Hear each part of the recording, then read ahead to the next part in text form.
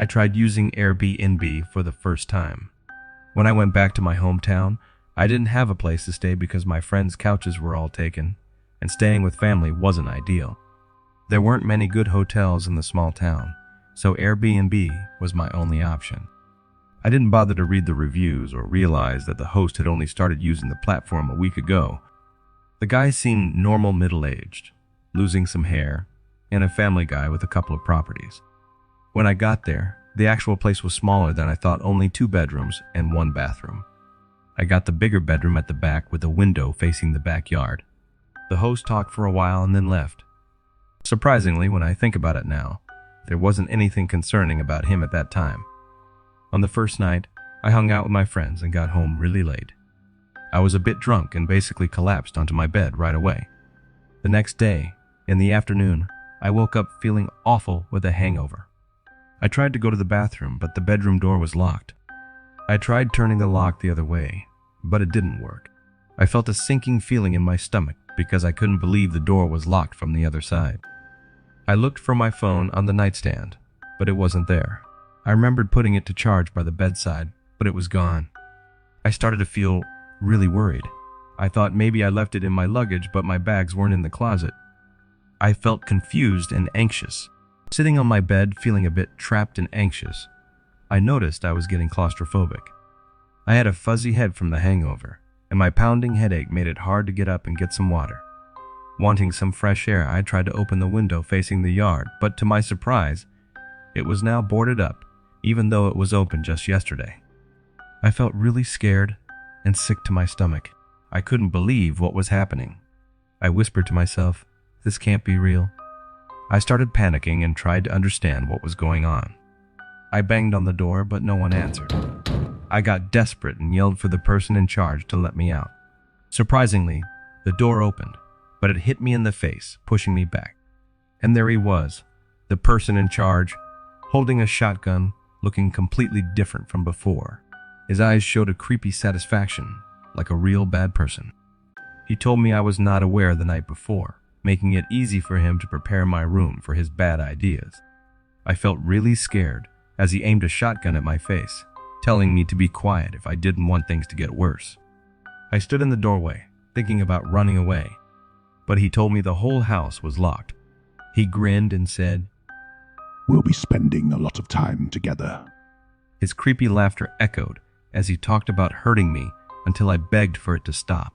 I spent a lot of time in that room, and it was really tough. Someone treated me really badly. They hit me, choked me, cut me, and did really awful things. They broke my hands and feet, so I couldn't defend myself. They kept me locked in, and every few hours, they would come back to hurt me more. It was so bad that I felt like dying might be better than going through it. But here's the surprising part. I had told my friends about staying at an Airbnb. When I didn't show up for a few days, they got worried and decided to find me. Creepy person didn't go through with their plan to harm me when my friends messaged me. Instead, they kept causing trouble until the police came to their house. When things looked really bad and I felt like there was no way out, something surprising happened. Police went into the house, and the person who had caused all the trouble decided to end their own life. I survived, but I was left feeling really hurt in every way possible. After that, everything was a bit of a blur. Doctors checking me, talking to someone to help me feel better, and a long journey to get better. I had both physical and emotional hurts that were really deep, and the scary memories stuck with me. It was hard to trust people again, but even in the tough times, my friends and some professionals gave me a little bit of hope. In the end, the surprising turn of events wasn't caused by something magical. Instead, it was because of the strong bonds between people and their determination to keep going, even when facing really tough times. Life continued, although things were different now, and the strange and unsettling experience of staying at that Airbnb was a spooky part of my past.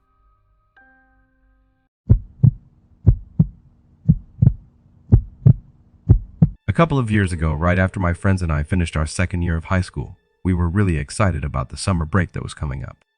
We were happy because there would be no more classes or homework, just a chance to relax and have fun. To make it special, we decided to use the money we earned from our part-time jobs at school and plan a cool celebration. Our dream destination for this teenage adventure was Las Vegas. Instead of spending a lot of money on a fancy hotel, we chose to save some cash and get a big place by booking on Airbnb. We checked out different places and picked the one with the most rooms. A few weeks later, we arrived in Vegas, and the Airbnb was even cooler in real life. We were really excited as we unpacked and made ourselves at home in our temporary place. As the sun went down and the city lights started to shine, my friend Alyssa and I were the only ones still awake. Everyone else went to bed early because they were tired from the flight. Since there wasn't much to do, Alyssa proposed that we take a walk around the neighborhood at night. Our Airbnb was in a good area with nice houses, so we thought it would be a relaxed and enjoyable stroll. We walked down a nice street, looking at the pretty houses. Everything was normal until we turned a corner and found a different street. To our surprise, the houses here looked very different. They were old, with broken windows, no mailboxes, and signs saying the houses were empty. It felt like we had entered a whole new world just by turning a corner. As we kept walking, things started feeling spooky. We saw a house with a broken sofa in the front yard, all torn and dirty. We thought it might not be a safe place to explore, so we decided to turn around and head back to our Airbnb. After a little while, something strange happened.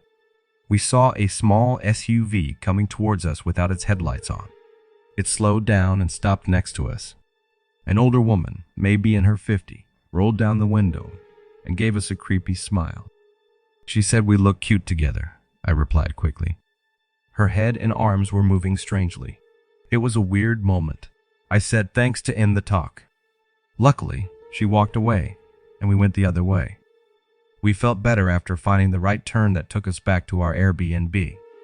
But when we got to the driveway, the lady in the SUV appeared again on our street and drove towards us. This time, she didn't talk. She just looked at us without any expression on her face. Alyssa went inside in a hurry, and I went inside quickly after her. Once I shut the door, I heard the car driving away. We stayed awake, making sure all doors and windows were locked tight, worried she might return. After an hour, we felt safer and decided to go to bed. The next day, we told our friends about the weird thing that happened to us. They were just as freaked out as we were. We talked to the person who owns the Airbnb place we were staying at. We wanted to leave early, so we asked if we could cancel our booking for the third day. Luckily, the owner understood and said it was okay for us to leave early. I was excited to forget about the weird thing that happened. We chose to explore the city and have a blast in Vegas. We had a great time until it got dark, and we needed an Uber to go back to our Airbnb.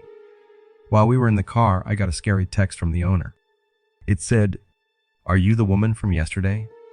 with a picture from the doorbell camera showing a strange lady at the house. I was so scared I showed it to my friends, and we were all shocked and confused. We didn't know what to do, so we asked the Uber driver to take us to a hotel parking lot near our Airbnb while the owner called the police. It felt like a really long time, but finally, the owner called and said the house was safe for us to go back. But there was something scary happened. The police couldn't find the lady.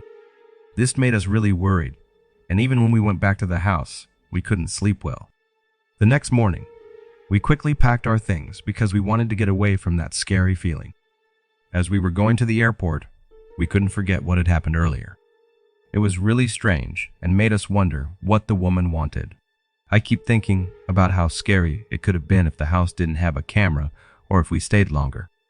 The lesson we learned from this crazy experience is to always check out the area before booking an Airbnb. You never know what surprises might pop up and make your fun trip into a scary mystery. Before I continue to the next story, if you are interested in earning from YouTube without showing your face, or without making videos by yourself using artificial intelligence, like the video that you are watching right now, then I have a special free training for you. Check the first link in the description below to get instant access.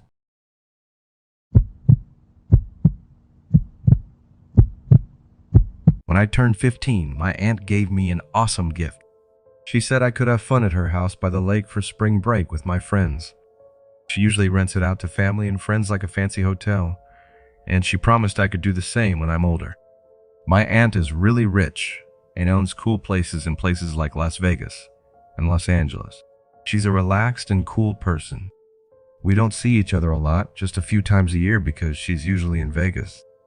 Our house is in Pleasant Prairie, Wisconsin, and her lake house is in Antioch, Illinois, not too far away. It's only about a 20-minute drive because we're close to the border.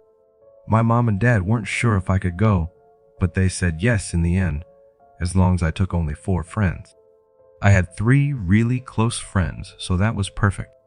Tim, my best buddy, came with me a day before the other 2 friends were supposed to. We went early to help get things ready. The house by the lake wasn't super big, but it was so cool. There was even a pool and a hot tub. The best part for me was the basement. It had a game room with pinball machines and a pool table. It felt just like what I'd imagine a rich person's house would be like. We arrived at about 5 p.m., and my aunt had left the key in the mailbox a few days ago. I gave Tim a tour, and he was really impressed by all the cool things my aunt had. But I saw something strange. The basement door had new locks on it. I didn't think too hard about it because my aunt keeps valuable things down there. But finding keys for all those locks was really annoying. Once we got inside, I showed Tim around. Then, he saw a strange door tucked away behind a desk in a corner. We were curious, so I opened it. Inside, there were lots of boxes piled up in 4 really big safes for guns. Tim wondered why someone would have so many gun safes. I didn't know either. My aunt didn't seem like someone who liked hunting, at least from what I knew. Tim wanted to look inside the boxes, but I thought it was a bad idea. We had already seen too much. I took him away and locked the door. Later, Tim told our other friends about the room. They couldn't stop talking about it. They came up with crazy ideas about what could be inside. Guns, bodies, you name it. Some even thought my aunt might be a serial killer, but I knew that wasn't true. My friends really wanted me to look in some boxes because they were worried.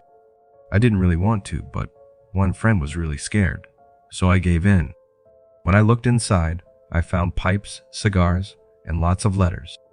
As I read them, I saw the names of my family, even mine, and it said how we would die. It was really scary. Someone wrote scary letters to my aunt. They wanted money by certain dates or bad things would happen. The letters had dates for payments and said bad things would happen if she didn't pay. It got scarier because they included pictures of my cousin at college. The letters said bad things would happen to my cousin if they didn't get money too. I put everything away, feeling really scared. My friends were surprised and tried to make me feel better. They said if nothing bad happened already, nothing would. But I couldn't stop worrying that my family's safety relied on my aunt giving money. When I told my dad, hoping he'd make me feel better, he just told me not to pry into things. That didn't make me feel any better. I was really afraid until 2022, when my aunt died. They said she took her own life. I started to question if that was really what happened. Her passing made me sad, but it also made me feel like a heavy burden was lifted off me, and probably off my family too.